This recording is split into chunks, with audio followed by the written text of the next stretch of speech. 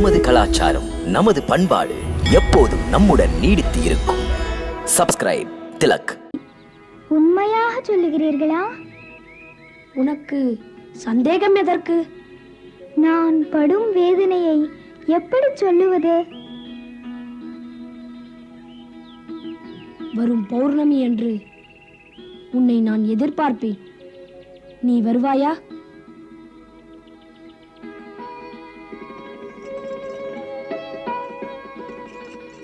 ராதா, தலையை ஆட்டாமல் இரு. பின்ன முடியவில்லை. நீ அசையாமல் இருக்க வேண்டும்.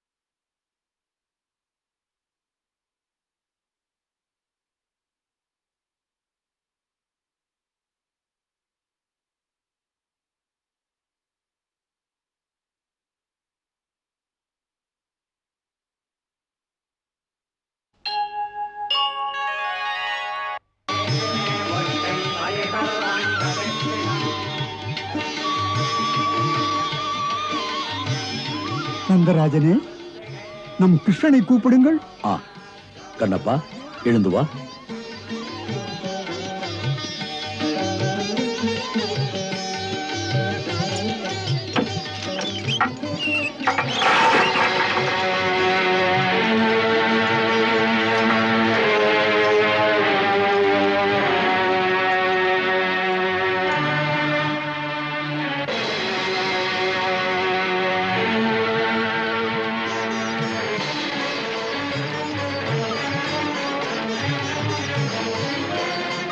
இன்னும் வையுங்கள்.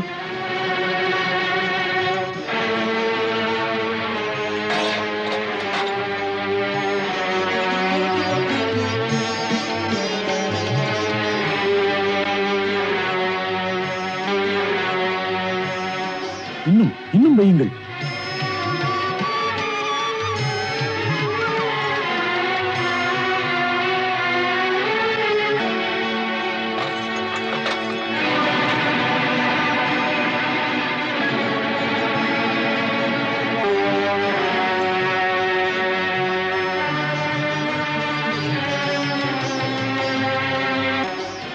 இன்னும் வையுங்கள்.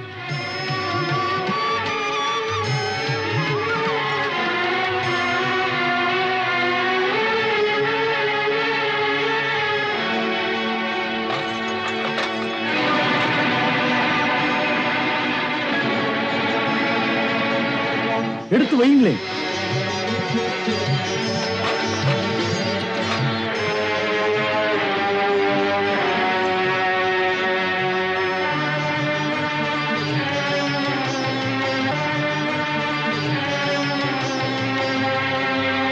ஏன் தயங்குகிறார்? எனக்கே புரியவில்லை.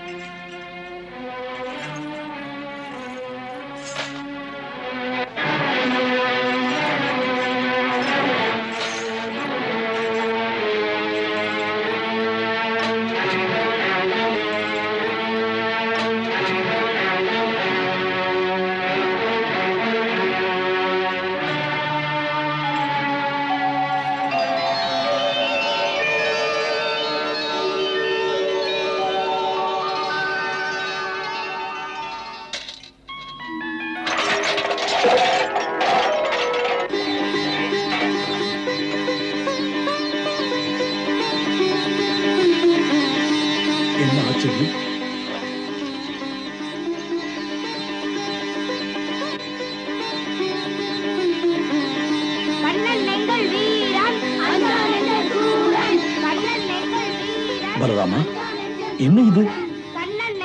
இதுதான் அன்பின் மகிமை. அன்பின் மகிமையா? ம், அன்புக்கு என்ன விலை என்று இப்போதுதான் புரிந்தது. கண்ணா, அங்கே போகலாம்.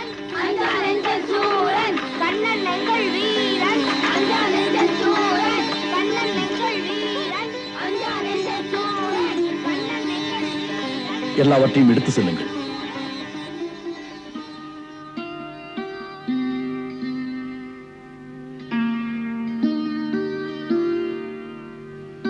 எப்படி சொல்வேன் ராதி? இந்த பூமியில் இது எனக்கு முதல் தோல்வி. இருந்தும் இந்த தோல்வி இன்பமான தோல்வி. அன்புக்கு பெருமை தருகிறீர்கள் நீங்கள். அதுதானே உங்கள் கருணை. ராதி, பக்தி மட்டும் இருந்தால் போதும். ஆடம்பர பூஜை எதற்கு? இலையோ பூவோ பழமோ நல்ல மனதுடன் படைத்தால் போதும்.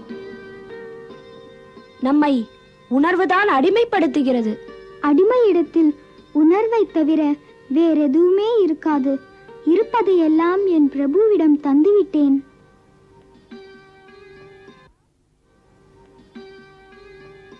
ராதா, ராதா, வருகிறேன் அம்மா. எங்கள் கிராமத்திலும் தங்கள் திருவடிகள் படட்டும். அப்படியே.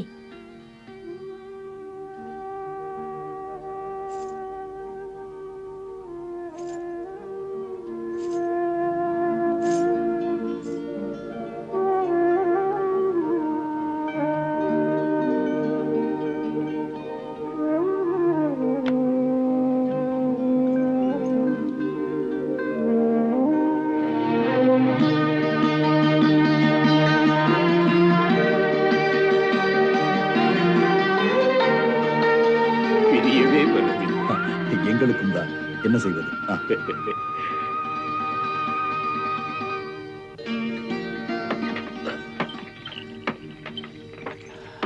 உட்கார் ராதா.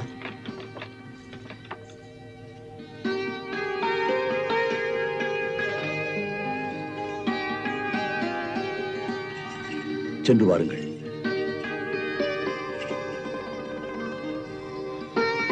நலமோடு சென்று வாருங்கள்.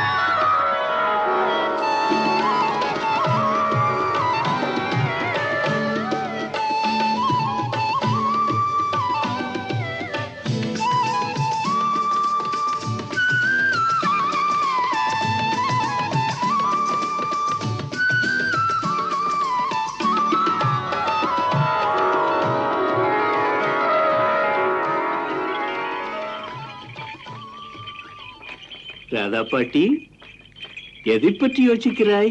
சொப்னம் கண்டு கொண்டிருக்கிறேன் அப்பா. ஆஹா, சொப்பனத்தில் எந்த இடத்துக்கு போனாய்? கோலோகம் போனேன். கோலோகம்? இந்த கோலோகம் எங்கிருக்கிறது?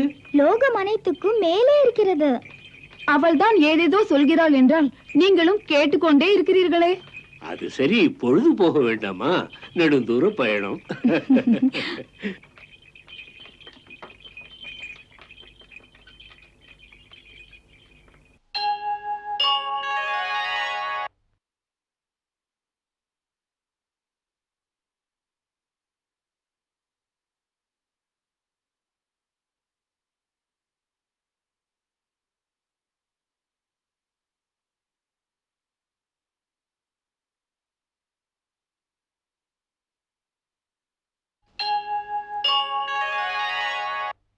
மகரிஷி சௌனகரே, வருகை தந்த ரிஷிகளே, பகவான் ஸ்ரீ கிருஷ்ணனின் லீலைகளை சொல்வது முடியும் காரியமல்ல. எப்படி அவரை அளவிட முடியாதோ அப்படி அவர் லீலைகளை அளவிட நம்மால் இயலாது. அவர் லீலா வினோதங்களை சொல்லுகின்ற போது சுகமுனிவர் பகவான் ஸ்ரீ கிருஷ்ணன் கோவரத்ன மலையை ஒரு கையால் தூக்கி குடையாக பிடித்ததின் உட்பொருளை அற்புதமாக சொன்னார். நான் இதை செய்தது வானத்து தேவேந்திரனுடைய அகம்பாவத்தை அழித்து நல்வழிப்படுத்த. சுகமுனிவரிடம் பரீட்சித்து மன்னன் கேட்டார், மாமுனிவரே, அந்த அமரேந்திரன் ஆண்டவன் பக்தனாயிற்றே, அவருக்கு அகம்பாவம் எப்படி வந்தது என்று. அப்போது சுகமுனிவர் அந்த இந்திரனுடைய அகம்பாவத்தை விளக்க தக்க பதில் தந்தார். அரசே, சாஸ்திரங்கள் 5 தோஷங்களை குறிப்பிடுகிறது. காமம், குரோதம், லோபம், மோகம் மற்றும் அகம்பாவம். முதல் 4 தோஷங்கள் காமம், குரோதம், லோபம் மற்றும் மோகம். இந்த தோஷங்கள் பிடித்தால் விடாது, பிடிக்குள் அடங்காது. இந்த 4மே ஆபத்தானது, உள்ளத்தை கெடுக்கின்றது. மாமுனிவர்களே, இந்த அகம்பாவம் என்பது புனிதர்களையும் தடம்புரள வைக்கிறது, மீளவே முடியாது.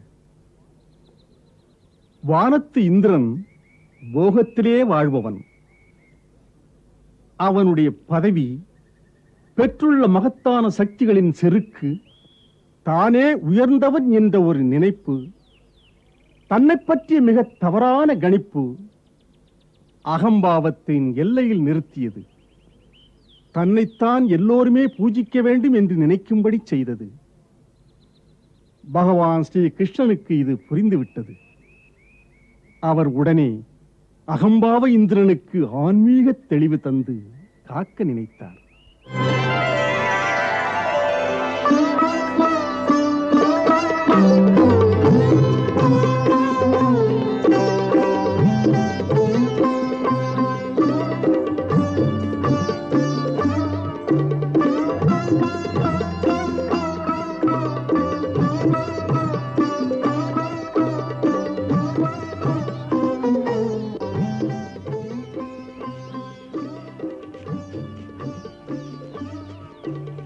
அப்பா, இன்று கோகுலத்தில் என்ன விழா எடுப்பதற்கு நீங்கள் இப்படி ஏற்பாடுகள் எல்லாம் செய்கிறீர்கள்? அண்ணா, இன்று இந்திரனுக்காக நடக்கப் போகிறது. ஆண்டுதோறும் அவருக்காக செய்யும் பூஜைக்காகத்தான் இந்த ஏற்பாடுகள். கண்ணா, மாமுனிவர் அவிநாசரை வணங்கு. நலமோடு வாழ்க. குழந்தாய், நம்முடைய அதிர்ஷ்டம்தான் மாமுனிவர் வழக்கமாக செல்வது போல் தீர்த்த யாத்திரைக்கு செல்லும் வழியில் நம் கிராமத்துக்கு வருகை தந்தார். நம் அழைப்பினை ஏற்று இன்று அவர் இங்கு தங்குகிறார். இன்று நடக்கும் இந்திர பூஜை அவர் ஆசியுடன் நடக்கப் போகிறது. இந்திரனுக்கு பூஜையா? இந்திரன் நமக்காக என்ன செய்தார் அப்பா? எதற்காக அவருக்கு பூஜை செய்கிறீர்கள்? ஊரெல்லாம் அறிந்த கதை. அவர் போகத்தை அனுபவிப்பார், ஆசைக்கு அடிமையாவார், மோகத்தில் முழுகுவார். இல்லை இல்லை கண்ணா, நீ இப்படியெல்லாம் சொல்லவே கூடாது. அவருக்கு கோபம் வந்து விட்டால் நம்முடைய கதி. பகவான் இறைவன் தேவர்களுக்கெல்லாம் அரசன். அவர் மேகங்களின் தலைவன். அந்த மேகங்கள் நமக்கு மழையை தருகிறது. அதனால்தான் நிலமெல்லாம் விளைகிறது. அந்த நிலம் தரும் தானியங்கள் நம்மை வாழ வைக்கிறது. அதனால்தான் அந்த மழை கடவுளுக்கு நன்றி சொல்ல இந்த பூஜைகளை நடத்தி சந்தோஷப்படுத்துகிறோம். உங்கள் கருத்துப்படி அவருக்கு பூஜை செய்யாமல் இருந்தாலோ? இருந்தால் அவருக்கு கோபம் வரும் அல்லவா? கோபம் வந்தால் யாருக்கு என்ன? யாருக்கு என்னவென்று தெரிய வேண்டுமோ? அந்த மழைக்கு அதிபதி இந்திரனுக்கு கோபம் வந்ததென்றால் அவருக்கு ஆத்திரம் வெடிக்கும். ஊருக்கு மழை பொழிய மேகங்கள் ஆகாயத்தில் ஒன்று கூட இருக்காதே. கோகுலம், இந்த பிருந்தாவனம் பாலைவனமாகும். ஒரு துளி தண்ணீருக்கு நாமெல்லாம் தாளம் போட வேண்டி வரும். யாரை போய் கேட்பாய்? யார்தான் தானிய விளைய தண்ணீர் தருவார்? அவர் அத்தனை கல்லஞ்சினா அவரையா பகவான் என்கிறீர்கள்? அப்பா, பகவான் அவர் ஒருவர்தான். அவருக்கு பக்தர்களின் பிழைகளை மன்னித்து மறக்க தெரியும், ஆதரிக்கவும் தெரியும். அப்பா, எனக்கு இந்திரன் பகவானாக தெரியவில்லை. அவருக்கு பூஜை செய்ய வேண்டும், யாகம் செய்ய வேண்டும். செய்தால் மழை தருவார், செய்யாவிட்டாலோ மழை தர மாட்டார். இது வியாபாரிக்கு உள்ள குணம். பகவான் வியாபாரி அல்ல. என்ன அபிப்பிராயம்? பூஜை செய்தால் அந்த பகவானுக்கு செய்ய வேண்டும். அவருடைய பார்வையில் கொடுப்பவன் கொடுக்காதவன் இருவருமே ஒன்றுதான். அவர் கருணை என்ற மழை நம் அனைவருக்குமே பொழிகின்றது. அவர்தான் பகவான், அவரைத்தான் ஆராதிக்க வேண்டும். நீ தரும் கருத்துக்கள் சிறந்ததுதான். புரிந்து கொள்ளாமல் பகவான் இந்திரனுக்கு கோபம் வந்து அவர் வஜ்ராயுதத்தை எடுத்தாரானால் நம் மானிட குலமே மடிந்து விடு. இது வீணான பயம் அப்பா. நினைவில்லையா? குருதேவர் அப்போதே சொன்னாரே, நீ செய்த உனது வினை பயன்கள் தான் உன் முடிவு நாளை மரண சமயத்தை எழுதிவிடுகிறது என்று. ஆகையால் அந்த வானுலகத்து மகேந்திரன் என்ன, அவனுடைய வஜ்ராயுதம் என்ன, விதியின் முடிவை மாற்ற முடியாதப்பா. நம் கர்ம வினைப்படிதான் நமக்கு சுகங்கள், போகங்கள், ஜனன மரணங்கள், சொர்க்கம், நரகம் என்று விதிக்கப்படுகிறது. அந்த இந்திரன் என்ன தெய்வங்களுக்கே நம் கர்ம பலனை மாற்ற சக்தி இல்லை. ஆகையால் இந்திரனுக்கு பயப்பட தேவையில்லை.